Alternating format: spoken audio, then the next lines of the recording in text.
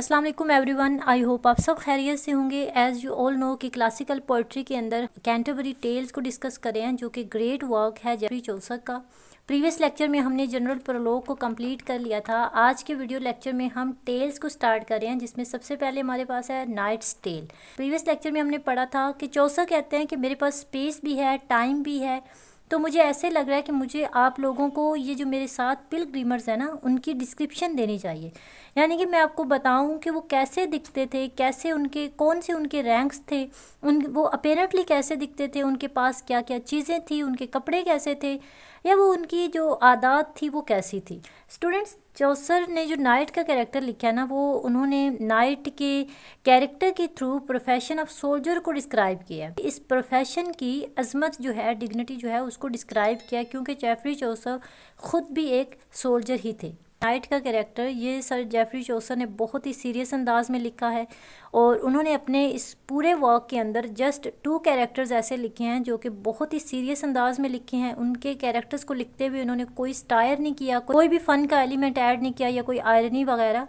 तो वो 2 कैरेक्टर कौन से हैं? एक कैरेक्टर तो है नाइट का कैरेक्टर और दूसरा है पार्सन का कैरेक्टर। आज का हमारा टॉपिक है नाइट का कैरेक्टर। नाइट जो था वो एक बहुत ही शानदार किस्म का और बहुत ही शानदार हैबिट्स का मालिक था, यानी कि बहुत ही सीरियस रहता था अपनी लाइफ के अंदर, डिसेंट सा था, ऑनरेबल इंसान था, जंगजू था और सिपा सलार भी था। के कैरेक्टर के थ्रू शिवलरी को दिखाया है, बहादुरी को दिखाया है, और जो प्रोफेशन ऑफ सोल्जर है उसकी डिग्निटी को डिस्क्राइब किया है सर जेफरी चौसर ने।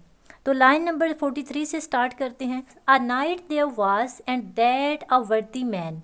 वहाँ पर एक नाइट भी था। यहाँ पे ओल्ड इंग्लिश में स्पेल लिखे हैं, तो आपको इसको मॉडर्न इंग्लिश में पढ़ना है। नाइट KNIGHT, ठीक है। A knight there was and that a worthy man. वहाँ एक नाइट भी था, यानी कि वो जो पिलग्रिमर्स थे ना, जो वहाँ पर टैबर्ड इनके अंदर आए हुए थे, वो कह रहे हैं कि वहाँ उनमें एक नाइट भी था जो कि बहुत ही वर्दी मैन था। वर्दी मैन मीन्स बहुत ही काबिल इज़्ज़त इंसान था। 43 है, that from the time that he first began. शुरू करने की जो इब्तदा है वहाँ से भी पहले। टू राइडन आउट, अपना सफ़र, यानी कि राइडन आउट का मतलब है दूर दराज का सफ़र करना, यानी जंगों पे जाना, मुहिमात पे जाना, तो कंपेन्स पे जाना। तो चौसर कहते हैं कि वहाँ पर एक नाइट भी था जो कि बहुत ही काबिल इज़्ज़त इंसान था, और अपनी इब्तदा से भी पहले, यानी कि जो अपना दूर दराज का सफ़र था ना, उसको शुरू करने से भी पहले। फ्रो का मतलब होता है बिफोर द टाइम, ठीक है। That fro the time that he first begin to riden out he loved chivalry. Chivalry means बहादुरी, यानी कि दूर दराज का सफ़र करने से भी पहले, यानी कि जब इसने ये शुरुआत की तो उससे भी पहले उसको शिवलरी से बहुत प्यार था, बहादुरी उसे बहुत पसंद थी। यहाँ पे ना इस लाइन के अंदर चौसर ने नाइट की कैरेक्टरिस्टिक्स बताई हैं कि वो किस तरह का इंसान था। ईमानदारी और सच्चाई जो है, freedom and courtesy. Freedom means आज़ादी एंड कर्टसी मीन्स खुश इखलाकी, यानी कि जो नाइट था उसको, उसकी जो खुसूसियात थी, उसकी जो कैरेक्टरिस्टिक्स थी, वो बहुत ही ईमानदार था, खुश इखलाक था, अपनी इज़्ज़त करवाने वाला था और आज़ादी को पसंद करता था। Full worthy was he in his lord's war. उसके आका थे ना, उन आकाओं में वो सबसे ज़्यादा बहादुर था, बहुत ज़्यादा काबिल इज़्ज़त इंसान था उन तमाम नाइट्स में से। उसके रैंक के जितने भी नाइट्स थे ना, या उससे जो ऊपर नाइट थे, उन सबसे बढ़ के था वो। उसने अपने आकाओं से भी ज़्यादा बहादुरी दिखाई, यानी कि जितने भी उसके आका थे ना, यानी कि जो उससे बड़े थे रैंक में, या जो उससे ज़्यादा मतलब रैंक में बड़े नाइट्स थे, वो उनसे भी ज़्यादा बहादुर था। और ये जो बहादुरी थी, ये वर्दीनेस जो थी, यही उसकी इज़्ज़त की वजह बनी। And there to had he riden no man's ferre. Ferre means further, यानी कि इसने किसी भी शख्स से ज़्यादा, किसी भी दूसरे नाइट से ज़्यादा, या किसी भी दूसरे ऑफिसर से ज़्यादा दूर दराज का सफ़र किया था, ठीक है। ये जो नाइट है ना जिसकी चौसर बात कर रहे हैं, इस नाइट ने बाकी तमाम नाइट्स से ज़्यादा सफ़र किया था। फरर मीन्स फर्दर, ठीक है, यानी कि कोई भी ऐसा शख्स नहीं था जिसने इससे ज़्यादा सफ़र किया हो। ये सबसे ज़्यादा जंगों पे जाता था, सबसे ज़्यादा कंपेन्स पे ये जाता था, इसने बहुत ज़्यादा दूर दराज का सफ़र किया था, वो इसके मुकाबले में कुछ भी नहीं थे, ठीक है। As well in Christendom as in heathenness. Heathenness का मतलब होता है गैर असाइयत, एंड क्रिस्टनडोम का मतलब है असाई, यानी कि as well in Christendom as in heathenness, असाई और गैर असाई इलाकों का सफ़र करते हुए, यानी कि दूर दराज की जो जंगी मुहिमात थी, जंगी कैंपेन्स थी, उनमें इसने हिस्सा लिया। जहाँ पर दूसरे लोग जाने से घबराते थे, यानी कि जो ख़तरनाक सी मुहिमात होती थी, जो जंगी होती थी, वहाँ पर जो दूसरे नाइट्स थे वो नहीं जाते थे, लेकिन वहाँ पर ये वाला नाइट जो है ये बखौफी से वहाँ पर पहुँच जाता था। ठीक है। And ever honoured for his worthiness, और इसकी बहादुरी की वजह से हमेशा इसको इज्जत दी जाती थी, हमेशा इसको जो है वो आला समझा जाता था। लाइन नंबर 51 है, at Alexander he was when it was won. When का मतलब है जब। ठीक है। एट अलेक्जेंडर यानी कि अलेक्जेंड्रिया के अंदर ये मौजूद था जब अलेक्जेंड्रिया फ़तह हुआ। अलेक्जेंड्रिया जब फ़तह किया गया तो ये नाइट जो है ये वहाँ पर मौजूद था। Full of time he had the board bygone, हर बार फ़तह हासिल करने वालों के साथ शामिल होता था। लाइन नंबर 52 है। लाइन नंबर 51 में हमने पढ़ा कि अलेक्जेंड्रिया जब फ़तह हुआ तो ये नाइट वहाँ पर मौजूद था, और जब भी जो भी फ़तह होती, यानी कि जो भी कंकर होता, जो भी फ़तह हासिल होती, तो ये हमेशा फ़तह हासिल करने वालों के साथ होता था। ठीक है। बोर्ड बाईगोन का मतलब है फ़तह और इज़्ज़त। ठीक है। बहुत बड़े, यानी कि जितने भी इंटरनेशनल जलसे होते थे, कॉन्फ्रेंसेस होती थी, उनमें शिरकत करने के लिए इस नाइट को भेज दिया जाता था, और ये तमाम नाइट्स से ज़्यादा बहादुर था। वहाँ पर दूसरे नाइट्स जाने से घबराते थे, लेकिन ये वाला नाइट जो था ये बेखौफी से वहाँ पर पहुँच जाता था, और इसकी बहादुरी की वजह से इसको हमेशा इज्जत दी जाती, इसको आला समझा जाता। अलेक्जेंड्रिया भी जब फ़तह किया गया तो वहाँ पर ये नाइट मौजूद था।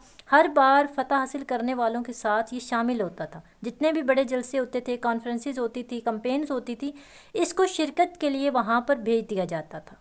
ठीक है। लाइन नंबर 53 देखें, अबव आल नेशंस इन प्रूश।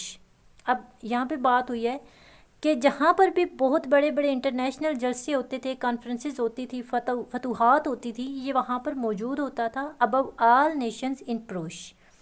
प्रूश मीन्स प्रूशिया के अंदर जितनी भी कौमों के जो है, नेशंस मीन नेशंस कौमें, यानी कि इन सब से बढ़कर प्रूशिया का जो इज्तिमा है जिसमें तमाम मुल्कों ने शिरकत की, तमाम नेशंस जो थी वहाँ पर आई। इट्स मीन के प्रूशिया के अंदर जितने भी, प्रूशिया के अंदर जो एक इज्तिमा हुआ था उसमें जितने भी मुल्क हैं वहाँ के नाइट्स जो थे वो वहाँ पर मौजूद थे। तमाम नेशंस के नाइट्स आए हुए थे प्रूशिया के अंदर, लेकिन ये जो नाइट था ये सबसे बढ़ के था। ठीक है। अबव आल नेशंस इन प्रूश, प्रूशिया के अंदर जितने भी नेशंस के नाइट्स थे उन सबसे आगे, उन सबसे बहादुर ये नाइट था। Lettow had he raised and in Ruce. Lettow means Lithuania and Ruce means Russia, यानी कि लिथुआनिया और रशिया में भी इसने बहुत सारी मुहिमात की, बहुत सारी कैंपेन्स की। No Christian man so oft of his degree, यानी कि असाइयत में या असाइयों के अंदर भी बहादुरी में इससे आगे कोई भी नहीं था, यानी कि इसकी जो डिग्री ऑफ एक्सीलेंस है ना उसके बराबर कोई भी नहीं था। Christian means Christian and oft का मतलब है ओफन। ठीक है। ये वर्ड्स थोड़े डिफ़िकल्ट हैं, इसको आपको मॉडर्न इंग्लिश में समझना है। कोई भी असाइयत के अंदर बहादुरी में उससे आगे नहीं था, यानी कि इसका जो डिग्री ऑफ एक्सीलेंस थी, जो इसका स्टैंडर्ड था, उससे आगे कोई भी नहीं था। Gernade at the siege each had he be. गरनाता के जो मुहासरे थे उनमें भी इसने हिस्सा लिया। जो गरनाता है वहाँ पे अरब और मूरिश लोग रहते थे, उन मुहासरों में भी इसने हिस्सा लिया और तमाम मुहासरों में जीता। ऑफ अलजजीर एंड राइडन इन बेलमीर, बेलमीर और अलजजीर में भी मौजूद था। यानी कि अब बताया जा रहा है कि कहाँ कहाँ पर जो जंगें हुई, कहाँ कहाँ पर जो मुहिमात हुई, उन जगहों पर ये नाइट मौजूद था। गरनाता के अंदर मौजूद था, लुथीनिया, रूस। ठीक है। तो इन तमाम जगहों पर ये नाइट मौजूद था। उसके अलावा अलजजीर और बेलमिरे के अंदर भी ये मौजूद था। ठीक है। और ये जो जगह है अलजजीर और बेलमिरे, यहाँ पर भी मूरिश लोग रहते थे। मूरिश एक मोरक्को की सिटी है जहाँ पर मूरिश रहते थे। उसके बाद इसने लियास को भी और स्टेले को भी फ़तह किया, यानी कि ये भी मुस्लिम के अंडर कंट्री थी। लियास, इसको अयास कहते हैं, एंड स्टेले को भी इसने फ़तह किया। ठीक है। इन कंट्रीज़ का बताया हुआ है कि ये नाइट इतना बहादुर था, इतना ज़्यादा ब्रेव था, शिवलरी इसको इतनी पसंद थी कि ये बेखौफ ख़तर हर जंग पे पहुंच जाता था, हर मुहिम पे ये पहुंच जाता था। अब यहाँ पे कंट्रीज़ के नेम्स बताए हुए हैं फर्दर कि कहाँ कहाँ पर जो मुहासरे हुए, कहाँ पर जंगें हुई, तो ये जो नाइट था ये वहाँ पर भी मौजूद था। व्हेन दे वर वॉन, मैंने आपको बताया था कि आपको अगर ओल्ड इंग्लिश टेक्स्ट को समझना है, चौसा की पोइट्री को समझना है, तो आपको एक लाइन को दूसरी लाइन के साथ कनेक्ट करना है, उसको आप तभी समझ पाओगे। जैसा कि देखें, व्हेन दे वर वॉन, अब एट्स Ilyas was he and stele, यानी कि जब अयास और स्टेले में जंगें जीती गई तो वो तब भी वहाँ पर मौजूद था। व्हेन दे वर वॉन, जब ये ममालिक जीते थे तब भी नाइट वहाँ पर मौजूद था। एंड इन द ग्रेट सी, और बहुत सारी जंगें जब मेडिटेरेनियन सी के अंदर हुई तब भी ये वहाँ पर मौजूद था, यानी कि बहरी जंगें जो थी, बहरी जंगों के अंदर भी ये शामिल था। At many a noble army had he be, यानी कि बहुत सारी जंगें जो है वो वहाँ पर बहरी जंगें हुई जिनमें जो नोबल आर्मी थी, यानी कि जो एक रेगुलर पर्सन होते हैं, उनमें ये पर्सन जो था, ये नाइट जो था वो मौजूद था। ठीक है। A mortal battles had he been 15, उसके अलावा इसने जो जंगें लड़ी थी जिसमें जो कि 15 जंगें थी जो कि बहुत ही ज़्यादा मोर्टल थी, बहुत ज़्यादा ख़तरनाक जंगें थी, वो भी इसने लड़ी। And foughten for our faith at Tramissene, Tramissene के अंदर भी इसने बहुत ज़्यादा जंगें लड़ी और इसने हमारे मज़हब के लिए, चौसा कहते हैं कि ये जो नाइट है ना, इसने हमारे मज़हब के लिए यानी क्रिश्चियनिटी के लिए बहुत सारी जंगें लड़ी थी। ठीक है। अल्जीरिया के अंदर भी इसने जंगें लड़ी थी। ठीक है। तो बहुत ज़्यादा जगहों पर ये जो नाइट है ये गया था और वहाँ पर इसने जो है वो बैटल्स की थी। लाइन नंबर 63 है, in lists thrice and ay slain his foe. अब जो ऊपर 15 जंगों की बात हुई है जो इसने लड़ी हैं हमारे लिए, हमारे मज़हब के लिए यानी ईसाईयत के लिए, जो इसने अल्जीरिया के अंदर जंगें की थी, ट्रेमेसिन के अंदर जो इसने जंगें की थी, वहाँ पर भी ये जीता था। अब वो बता रहा है, in lists thrice and ay slain his foe, दुश्मन के 3 फौजियों को एक ही साथ मुकाबला करते हुए इसने कत्ल किया था। ठीक है। Tramissene in lists thrice and ay slain his foe, slain का मतलब होता है स्लेन करना एंड हिज फो का मतलब है दुश्मन को, यानी कि अपने दुश्मन को कत्ल करना। लाइक वर्दी नाइट हैड बीन आल्सो, और ये जो नाइट है ये इतना ही शानदार सिपा सलार रहा है हमेशा से, यानी कि इस नाइट को इतना ज़्यादा शानदार दिखाया गया। Some time with the lord of Palatye, Palatye का मतलब है टर्की का जो बादशाह है, टर्की की जो लॉर्ड है, टर्की का जो लॉर्ड है उसको प्लेटल कहते हैं। ठीक है। तो कभी प्लेटल यानी टर्की के बादशाह की हमायत में भी इसने बहुत सारी जंगें की। जो टर्की का लॉर्ड है उसकी हमायत में ये जंगें करता हुआ नजर आता है। Again another heathen in Turkey, ये बादशाह की हमायत में, ये बादशाह की हमायत में जंग करता हुआ नजर आता है। और फिर उनके खिलाफ जंगों में शिरकत की जो गैर असाई तुर्क बादशाह थे। अब इन दोनों लाइंस को आप एक बार दोबारा समझें। कहा गया है प्रीवियस लाइन में, लाइन नंबर 65 में हमने पढ़ा कि कभी तो ये प्लेटर यानी टर्की के बादशाह की हमायत में जंगें करता हुआ दिखाई देता है, बादशाह की हमायत में ये जंगें करता है। ठीक है। जो तुर्क बादशाह है ना, जो तुर्क लॉर्ड है, उसकी हमायत में ये जंगें करता है और फिर उनके खिलाफ जंगों में शिरकत की जो गैर असाई तुर्क थे। ठीक है।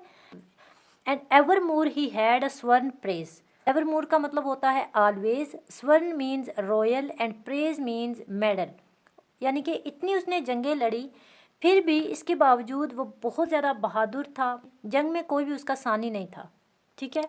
एंड दो दैट ही वर वर्दी, और उसके करदार के अंदर वो इतना ज़्यादा काबिल इज़्ज़त था, इतना ज़्यादा जो है वो शानदार खूबियों का मालिक था। तो चौसर कहते हैं कि अब तो उसकी जंगों के बारे में बताया, उसकी जो मुहिमात थी, उसकी कंपेन्स का बताया कि कहाँ कहाँ पर उसने जंगें लड़ी और हर जगह पर वो जीता, और अपनी बहादुरी की वजह से, अपनी इज़्ज़त की वजह से, ट्रूथफुलनेस या फिर कर्टसी की वजह से वो हर जगह पर जीत गया। और अब चौसर कहते हैं कि अगरचे वो बहुत ही ज़्यादा काबिल इज़्ज़त इंसान है, ठीक है, वो बहुत ही ज़्यादा जो है वो बहादुर है, जंगों में उसका कोई सानी नहीं है, लेकिन ही वॉज़ वाइज, इसके साथ साथ वो एक वाइज मैन भी है। वाइज, वो बहुत ज़्यादा शानदार भी है। And of his sport as meek as is a maid, उसके कैरेक्टर के अंदर इतनी शफकत है, इतनी मोहब्बत है, इतना नरम सा उसका लहजा है कि जैसे कोई मेड हो, यानी कि कोई लड़की हो जाए। ही नेवर येट नो विलने ने सेट, ने सेट का मतलब है सेट, ने का मतलब है नोट। ठीक है। Not set. जो चौसर का नाइट है, इसने अपनी ज़िंदगी में, अपनी लाइफ में कभी भी कोई गाली नहीं दी, विलने मीन्स रूड वर्ड्स या फिर अब्यूज लैंग्वेज जो होती है उसको हम विलने कहते हैं ओल्ड इंग्लिश में। In all his life unto no manner wait.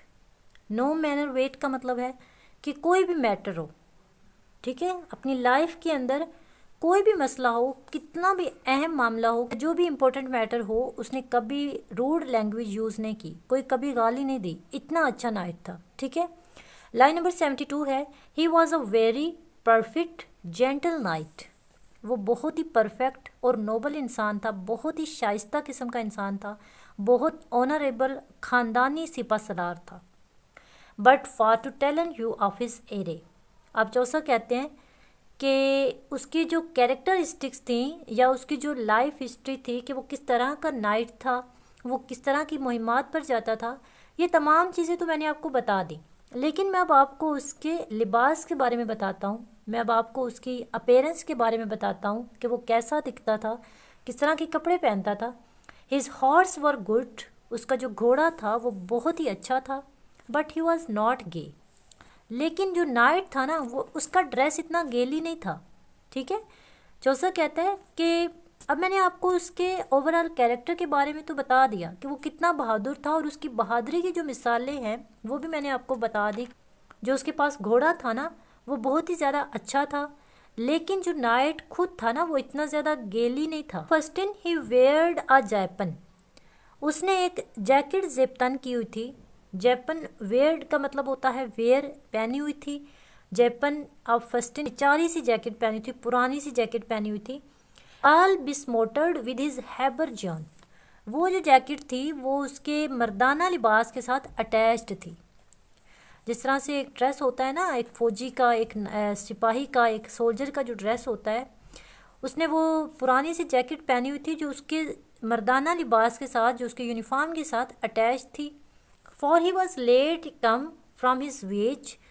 वो अपने सफ़र से लेट आया था क्योंकि वो अभी ही अपनी एक कंपेन से वापस आया था, ठीक है। चौसा कहते हैं कि बहुत ज़्यादा सफ़र की वजह से उसके जो कपड़े थे ना, वो बहुत ज़्यादा गंदे टाइप थे। वो साफ़, इतने साफ़ नहीं थे जैसे उसका घोड़ा साफ़ था या बहुत अच्छा था। उसके कपड़े इतने साफ़ नहीं थे क्योंकि वो अभी अभी एक मुहिम से वापस आया था। And went far to doon his pilgrimage. और दोबारा ज़ियारत के लिए जा रहा था, ठीक है। जोसा कहते हैं कि नाइट का ड्रेस जो था वो इतना गेली नहीं था। उसने एक पुरानी सी जैकेट जेबतन की हुई थी जो उसके मर्दाना लिबास के साथ अटैच्ड थी, ठीक है। और लंबे सफ़र की वजह से उसके कपड़े काफ़ी गंदे हुए थे क्योंकि वो अभी एक मुहिम से वापस आया था। And went far to doon his pilgrimage. और दोबारा ज़ियारत करने के लिए जा रहा था, ठीक है। आई होप आपको नाइट का कैरेक्टर अच्छे से समझ आया होगा। तमाम words meaning and line by line translation and explanation आपको अच्छे से समझ आई होगी। वीडियो अच्छी लगी है तो वीडियो को लाइक कर दें, चैनल को लाजमी सब्सक्राइब कर लो ताकि मैं नेक्स्ट वीडियो जैसे अपलोड करूं आपको नोटिफिकेशन मिल जाए। रखिएगा ख्याल, मिलते हैं नेक्स्ट वीडियो में। अल्लाह हाफिज़।